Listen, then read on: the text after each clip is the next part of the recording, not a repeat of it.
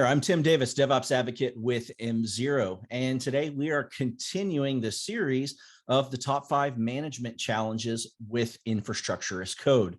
If you've been following along, we've had some great guests. We've had a lot of great discussions on, some of the issues that can happen with infrastructure as code. It's all well and good when it's just one person with a laptop.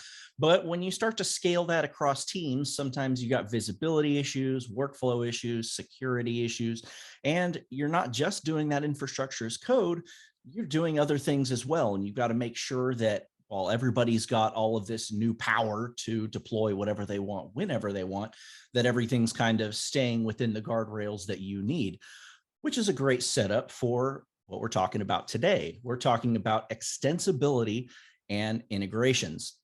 And in order to do that, I've brought on an incredibly smart person in an area here that is perfectly set up for this. Anders, can you go ahead and explain who you are? Sure. Yeah, I'm Anders. I work for Styra, the creators of the Open Policy Agent project, or OPA, as it's commonly referred as. So OPA is an open source policy engine. And a policy engine is basically something you feed rules, and then you're able to query those rules for decisions. So you might want to say things like, only a doctor should be able to retrieve like medical records, but only for patients under their care and so on. So it could be, these rules could be anything from authorization. It could decide on infrastructure policies, Kubernetes admission control, CI/CD pipeline. So basically anywhere you have rules, you can use OPA. So it's a way to decouple and manage rules and policy across like larger organizations, or just like, as you know, the modern tech stack is definitely diverse. It's heterogeneous. Oh, absolutely. You have all these different, like widely different technologies, and they all kind of have their own way of defining rules. So right. the problem with that is like, how do you know what rules are applied to one particular system, given that your applications might be written in like 8 different programming languages? How do you audit that? How do you know what's actually deployed? So the goal of OPA is basically to provide one way, a unified way to handle policy across the whole stack. And that's great. And I know that we have so many customers that, when they're coming in and talking to us and figuring out what we can do and how we can do it, we get asked that question a lot. Well, they'll directly ask us if we support OPA. But then there's also a competitor of ours who has a version of this, but it's kind of locked directly into their platform. We get asked, hey, do you support this? Well, no, but we have an even better stack for you, and that's going to be OPA. It's just one of those things where we really like the openness for us when we have been deciding like what frameworks we want to support, how we want to integrate technologies and things like that. We've wanted to make sure that people can bring whatever they want. If they want to use Terraform, if they want to use TerraGrunt, Pulumi, CloudFormation, whatever, great, we're going to support that. And we know that with OPA, you're not really locked into a platform. You're not locked into a specific technology. It kind of gives you that freedom and flexibility to utilize whatever you want. So it's really, it's a perfect, marriage there of the two technologies. And we're really happy to be, partnered with y'all to make sure that we can help provide customers those guardrails while still enabling things like full self-service and stuff like that, so they can get done, what they need to and how they need to. And it seems like we've kind of jumped straight into extensibility and integration, which is fantastic. We've got a lot of things that we support. We've got OPA. We've got infra costs that we've got built in. We know that, cost and things like that is just as important as making sure that, you're not deploying bad resources or anything like that. Nobody likes to get yelled at the finance guy after the fact. So being able to run cost estimation with infra cost is also very important for us. And with that, we've also got cost after the fact, which is something that kind of sets us apart in the industry, because everybody's got cost estimation, But utilizing our open source piece called TerraTag, we're actually tagging those resources on their way out the door to the cloud provider so that we can then later scrape that bill and say, not just what we think it's going to cost you, but what it's actually costing you now that it's deployed. Those numbers can be different sometimes when you take into account of usage-based metrics like, Lambda functions and stuff like that cost X amount per execution. Sometimes Right. it can be difficult to figure out exactly how many times you're going to be executing that. So we like to make sure to give that overall picture of what's going on and how you can make sure that you're making the right decisions whenever you're going through and hitting that approve button on a deployment. So not just what it's costing you. You've got OPA that's watching your back to make sure that you're not deploying anything that's out of scope or that you don't have permission to do. And it makes for a really good story of being able to kind of let go of the reins, so to speak, and let developers have full self-service while still keeping everything in check. So Right. I know that. Yeah, and I know like Go ahead. InfraCost is another project that actually integrates OPA. Yep. So that you can not just say like, okay, this is going to be expensive, but you can also say like, we're not going to allow any deployment of infrastructure if it's going to cost more than this or that. Exactly right. And we get that a lot. That's a question of, hey, we see that you can do policy. We see that you can do cost. Can you set policy based on cost or based on budget? So that's absolutely something that people are asking for, that we're helping to solve the problem with together. It's a really great combination out there. But sure. Another thing that we get is how people are accessing these things, how they're kicking stuff off. In the land of DevOps, everybody kind of wants to do things their own way. It may be, one way for one company, one way for another. We like to make sure that everybody has the ability to access the platform and to utilize these features in whatever way makes most sense for them. And that's really where kind of extensibility comes from. For us, since we do focus heavily on the self-service use case, UI is something that's very important for us. So we've worked very hard to make as easy as a UI as possible. But that's not to say that, we are UI first, because we're not. We're actually API first.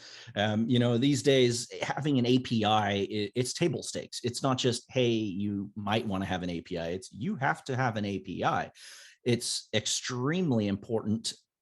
And, we make sure to focus API first. We've got our UI, we've got our CLI, we have a Terraform provider, for some folks that want to make some configuration changes like that. And we just try to make it as easy to uptake the platform as possible. I know that y'all have a SaaS platform as well. Are you focused as well on the same kind of functionality and usability? Yeah, to some extent. I think like the Styra DAS, or the Declarative Authorization Service, it's a platform to basically manage OPA at scale, or like for all the parts of the kind of entire life cycle of the policy deployment. So once you start to have like OPAs, once you start on your OPA journey, you kind of tend to see new use cases everywhere. It's like, okay, we found this very useful for like defining rules for our infrastructure, like, and could we leverage this for authorization, and could we do this for Kubernetes admission control, and so on. So eventually you'll find yourself with a lot of OPAs deployed pretty much everywhere in your stack, which is great, of course. So what Styra DAS provides is a way to kind of manage policy across your whole organization, to make sure that like through version control, like control what's being deployed to this environment, what's like all the services in this kind of stack have common libraries and so on.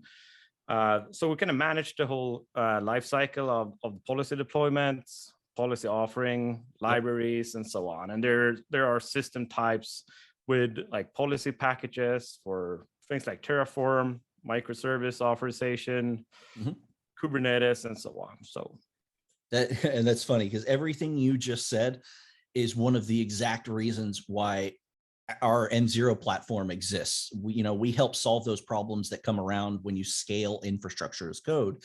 And y'all's SaaS platform is what happens when you run into problems scaling OPA across teams.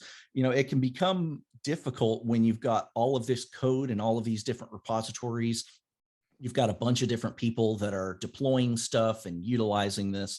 Having a centralized place to kind of manage all of that gives you a lot better visibility across the systems, gives you a lot better, control over who's able to utilize what and when and where and why.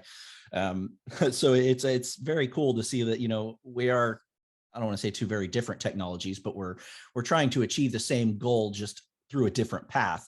But you kind of see those same issues that come across when you start to scale.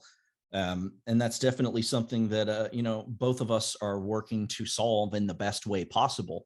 And as I mentioned a little bit ago, sometimes people ask for different things or they want different, ways of utilizing it. We've got some customers that utilize us almost entirely from the API. We've got some customers that are utilizing us almost entirely from the UI. We've got one customer that is a service provider that is utilizing our Terraform provider to essentially onboard and create all of the new projects and templates and stuff every time they get a new customer.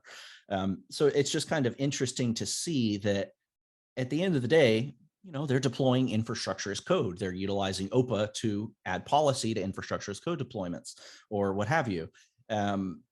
But they're just doing it in completely different methodologies. And I think that's very important that, as vendors, we help enable the customer without being prescriptive of saying, you have to do it this way or it's not going to work. Right.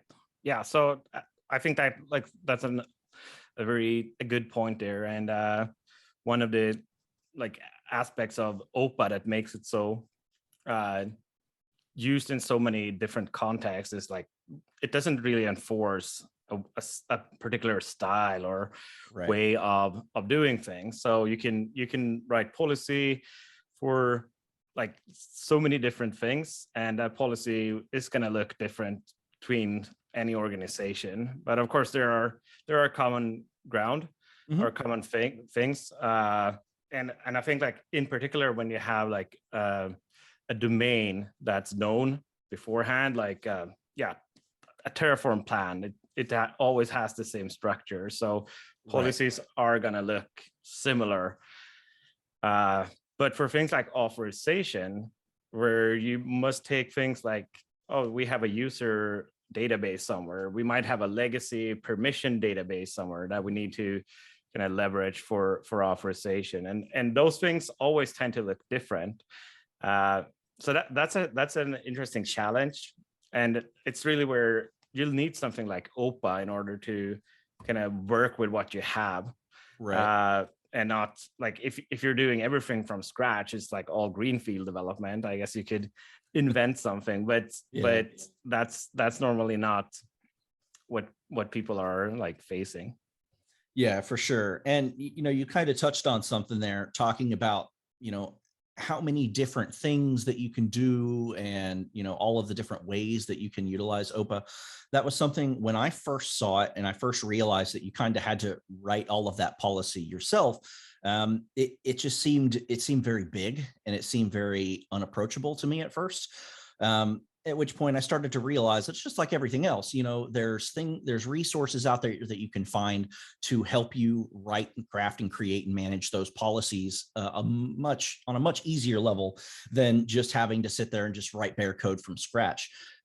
So I want to take this second to kind of shout out something that you've recently released here, the style guide for OPA. So what exactly are you doing with that project and how can it help our customers to achieve better policy? Yeah, thanks for bringing it up. I had it released last week, and it's been very very much appreciated by the community so far. So basically, OPA and the policy language Rego has obviously evolved over time. Sure. So some patterns built-in functions and so on that might have been the best way of doing things in the past have since then been either replaced by more idiomatic ways of doing things, better things. We kind of just realized that, hey, this is a nice pattern. Like we should try recommend this, and of course we have done so when talking to users and so on. But there's not really been like an authoritative source for that kind of information. So my idea was to kind of compile my experience and from others working at Styra, but of course, hoping it'll be a community effort too. For sure. Just best practices to avoid like common mistakes, and to make sure that like policy is easily read, easy to understand, and like reusable, that it can be shared among teams and organizations. I know that that's a big deal with, like Terraform and stuff like that, being able to create modules and, more easily reusable and readable code is very important. And that goes exactly the same for your OPA policy as well. So we'll make sure to put a link to that project for anybody that wants to be able to utilize OPA, wants to write, better, cleaner, more understandable Rego there. So it looks like, we've been talking here for a little bit. We've talked about quite a bit of things, extensibility and integrations, UI, API, and all of that. So, it's been a great conversation. I really appreciate you coming on and talking to us. We really appreciate the partnership with Styra to make sure that, all of our deployments for all of our customers are, secure and within those guardrails. And we'll make sure to keep working together in the future to, make sure that everybody is doing what they need to, when they need to, and that everybody thinks that's all right. Thanks, Tim. I appreciate being here. Excellent. Well, have a great day. Thanks. And anybody else, feel free to follow us on Twitter at ENVZERO, and make sure to look us up on YouTube as well for more content. And check back here to the webinar channels to make sure that you're seeing all the rest of the segments here for the Top 5 Management Challenges series. Have a great day.